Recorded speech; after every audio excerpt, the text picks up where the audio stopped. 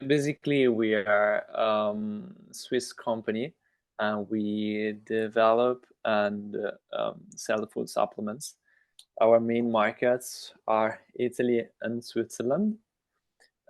So, like when we found out about limited supply, we found a ton of value in all those episodes of Nick and Moitz. So we joined the Slack group as soon as we knew about it, and we are extremely happy because since we started following those guys, we have seen an increase in revenue, which is extremely, um, let's say, motivating and inspiring for our brand, as we are all very, very young.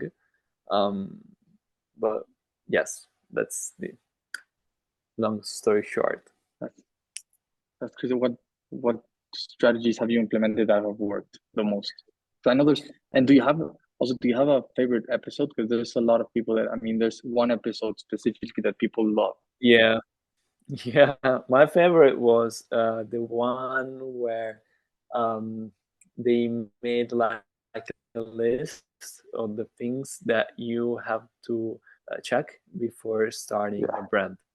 I don't know. I Yes. don't remember the name of the episode, but I think I we listened to it probably 5 to 6 times each Yes. of us. So Yeah, it's it's crazy. pretty That's amazing. that's the favorite episode of most people. Like that Yeah, specific episode, I knew you were talking about that episode because that's I get so many messages, like private messages, saying like, "Hey, do you have yeah, any notes on this episode? Like, I've watched this 5, 6, 7 times and I love it." And yeah, yeah. we do have notes on the episode. If you'd want them, I can send them over. Sure, But sure, yeah, sure, sure, sure, sure. I that's mean, the number one episode. we read. Yeah, yeah, definitely. We also read before that episode, I think, a couple of newsletter of I think Nick Sharma, where he talked about the all the things that you have to set before launching a brand, like a brand launch checklist. Yeah, But that specific episode was extremely helpful because I think that especially in this kind of business, this kind of field, which is e-commerce, which is D2C brand, um, like almost no one seems to know exactly what they are talking about in terms of the things, the basic things that you have to set in your yeah, company, and that's why I think it was so successful as an episode. yeah. And then like, what strategy? Because that was my first question. Like, what strategies have you implemented now Yeah, from the yeah. limited Oh, Slack pod? yeah, sure. Basically, you can imagine as we are a startup, so it's our first first experience as entrepreneurs. Um, when we started, we leverage the selling of the food supplements through medical doctors and different physicians. Because I am too soon to be medical doctor in Italy, so we leverage those connection, those networks in the medical field, but we understood that that channel was not easily scalable. Yeah, So what we really understood from Nick and Moise was the importance of building a brand through the main platform, which is Meta, so Facebook and Instagram. So what we did, we started investing in Facebook ads and Instagram ads. Plus, we partnered up with a couple of creators, so influencers and creators, and that was like magic for us because I think we are like probably the only company in Italy that's currently doing whitelisting ads. So that has been like game changing for us. was when you started working with influencers, was it like cold traffic that automatically converted, or did you retarget them? Both both of them, because we Okay, believe in the synergistic effect between the methods plus the okay, yeah. influencers speaking. So that's our main main strategy for Italy.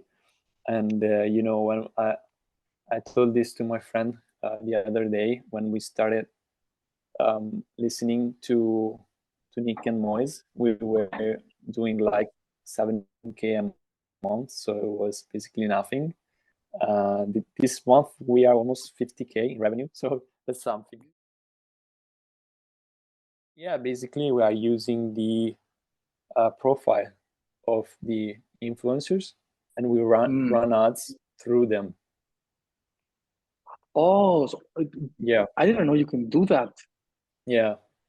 Isn't there like anything that Meta says, like any? Wow, that's I wait. I'm gonna write this down because this is Yeah, so. sure. And how does that deal work? I mean, I'm sorry, I'm asking a lot of questions, but it's like, how does that deal work? Are you paying them extra to run those Yeah. ads, or is it included in the like in the deal you have with influencers? No. No. Yeah, we have like a special deal with them where we basically recognize a small fraction of the from some specific product categories. But what technically speaking, the method is very easy because you just have to log into your Meta business account and you ask for a partner request to the other Meta business account.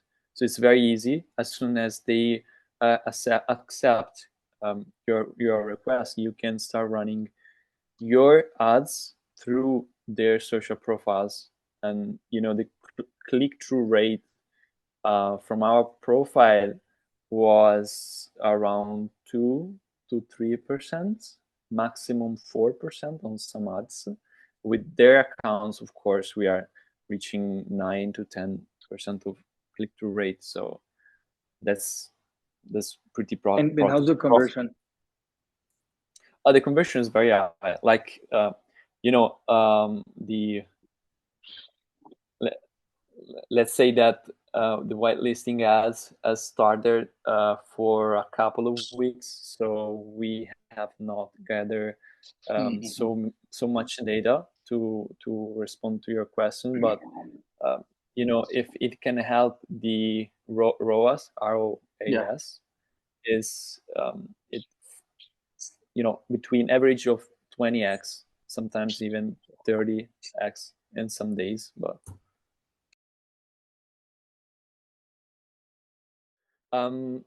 basically it was more about the kind of content that they were putting out, because as a soon-to-be medical doctor, I've seen a lot of food supplements. I've used food supplements for almost 10 years now. Yeah. My family, my parents are both medical doctors in Italy, so they've used thousands of different food supplement brands. So I just tried to find someone who could really put passion into their videos about food supplements, about ingredients, about healthy lifestyles. That was our main target. It was not about followers. It was not about even the engagement rate. We, of course, took it into consideration, but it was not our main focus.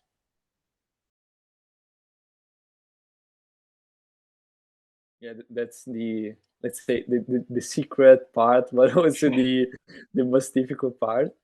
And well, yeah, of course, one thing that I think most people sometimes they forget is that influencers and creators are people. So you have to really create a relationship with these kind of people. So our main goal was to, not become friends, but create a kind of relationship with these influencers where you could really create the perfect collaboration for both us and them. And that's, I mean, I think, the secret. You know, just get to know more the person that you are talking to through the DMs on Instagram or through email. Just try to really understand how you can serve them, and eventually how they can serve you.